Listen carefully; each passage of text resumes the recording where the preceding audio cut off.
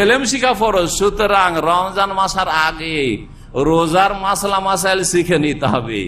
তার মধ্যে একটি হচ্ছে নিয়ত। নিয়তটাও শিখতে হচ্ছে, নিয়ত কি জিনিস।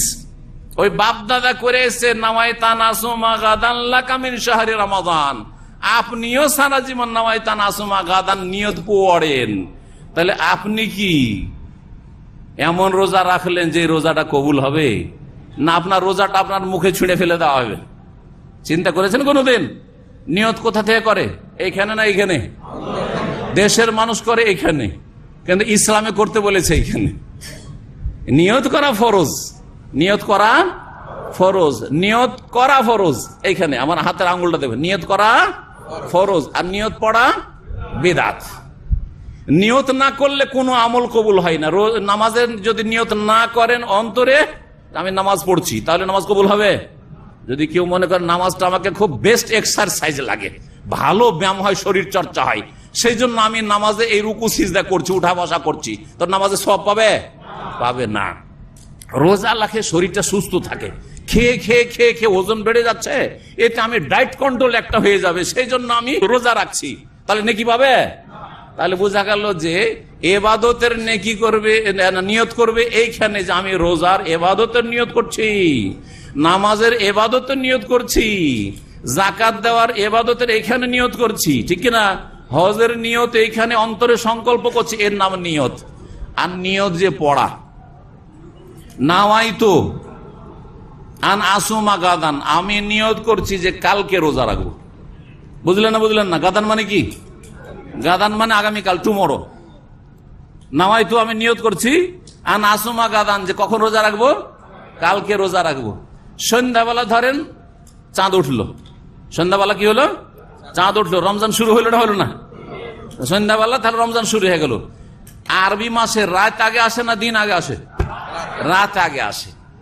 তো আর এই নাওয়াইতান আসুমা গাদানটা আমাদের দেশের মানুষরা যারা পড়ে, তারা কখন পড়ে? কোন সময় পড়ে? সাহরি খাওয়ার সময় পড়ে, ঠিক না? সাহরি খাওয়ার সময় পড়ে, তো ভোর রাত্রে পড়ে। চাঁদ উঠে গেছে, রাত চলছে পহিলা রমজানের, আর ভোর রাতে সাহারি খেতে বসে বলছে নাওয়াইতান আসুমা গাদাল্লাকা মিন শাহরি রমাদান, আগামীকালকে রোজা রাখার নিয়ত করছি। আর তারপরে রোজা ধরলো, সাহারি খেলো। এটা আগামীকালকে রোজা না আজকে রোজা? আজকে রোজা না? আজকের রাত পার হয়ে গেছে, এখন ভোর রাত, এখন সাহারি খাচ্ছি, আর আজকের দিনের রোজা। তাহলে যদি এই নিয়ত ইসলামে থাকতো, তাহলে কি বলা হয়তো? নাওয়াইতু আন আসুমা আল ইয়াউমা, ঠিক না? আমি নিয়ত করছি আজকে রোজা রাখার, ঠিক কিনা?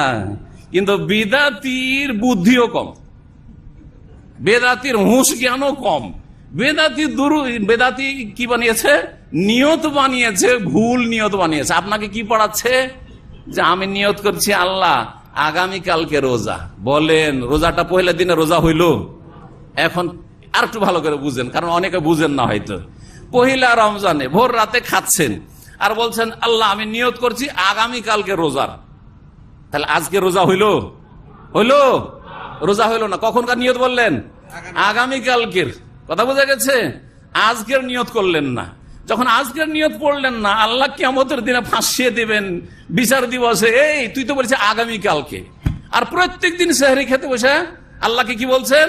যে আল্লাহ আগামীকালকে রোজা, আজকের না। আগামীকালকে রোজা, আজকের না। আগামীকালকে রোজা, আজকের না। একটাও রোজা হয় না। শুধু পহিলা রমজান না, বেদাতিদের একটিও রোজা হয় না। এই বেহুশ লোকদের, বেদাতি মানে বেহুশ, হুঁশ জ্ঞান কম। না হলে এইরকম বেদাতি নিয়ত গড়ে কেউ? আল্লাহ যেন বুঝার তৌফিক দান করেন।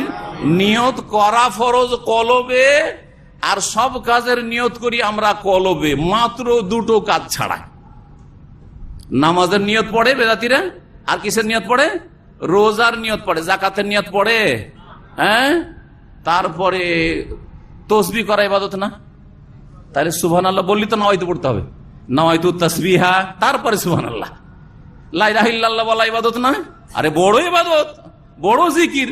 তাহলে লা ইলাহা ইল্লাল্লাহ বলার আগে কি বলতে হবে? নাওয়াইতু লা ইলাহা ইল্লাল্লাহ বলতে হবে না? বা নাওয়াইতু কালিমা তাইয়্যিবা বলতে হবে না? হবে না? কালিমা তাইয়্যিবার নিয়ত করছি, কোথায় বলেন? এইরকমই আপনি যে কোনো নেকির কাজ করেন, সেগুলো ইবাদত না? তাহলে ইবাদতের সুন্নত নামাজের নিয়ত পড়ছে, তাহলে এই সুন্নত জিকির আজকারের নিয়ত পড়তে হবে না? দুরুদ পড়া ইবাদত কিনা?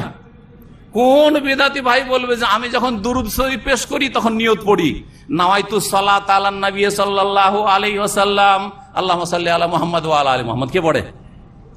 নিয়ত পড়া লাগবে না? তাহলে তখন কোথায় গেল নিয়তগুলি? আল্লাহ যেন বোঝার তৌফিক দান করেন এবং এই সমস্ত বিদআত থেকে ফিরে আসার তৌফিক দান করেন।